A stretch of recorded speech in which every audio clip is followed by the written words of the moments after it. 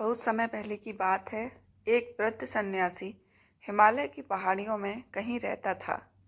वह बड़ा ज्ञानी था और उसकी बुद्धिमत्ता की ख्याति दूर दूर तक फैली थी। एक दिन एक औरत उसके पास पहुंची और अपना दुखड़ा रोने लगी। बाबा, मेरा पति मुझसे बहुत प्रेम करता था, लेकिन वह जब से युद्ध से लौटा है ठीक से बात तक नहीं करता। युद्ध लोगों के साथ ऐसा ही करता है, सन्यासी बोला।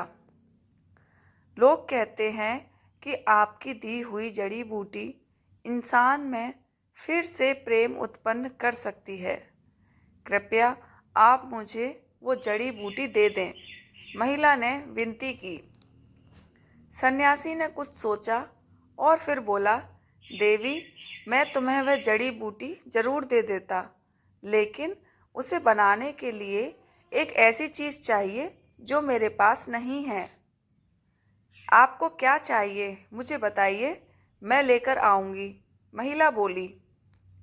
मुझे बाघ की मूंछ का एक बाल चाहिए, सन्यासी बोला।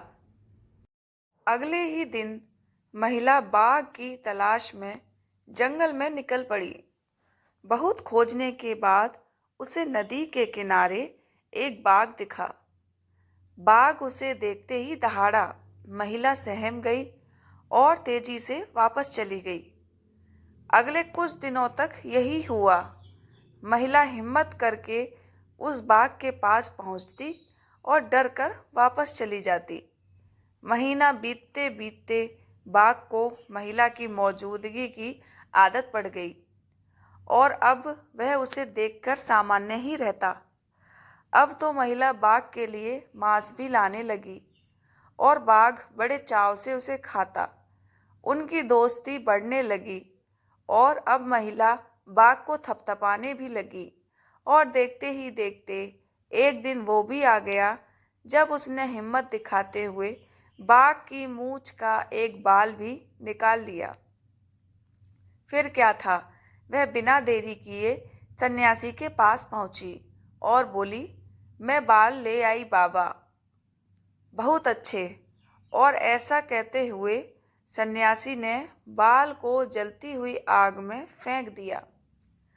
अरे ये क्या बाबा, आप नहीं जानते इस बाल को लाने के लिए मैंने कितने प्रयत्न किए और आपने इसे जला दिया। अब मेरी जड़ी बूटी कैसे बनेगी? महिला घबराते हुए बोली। अब तुम्हें किसी जड़ी बूटी की जरूरत नहीं है, सन्यासी बोला। जरा सोचो, तुमने बाघ को किस तरह अपने वश में किया।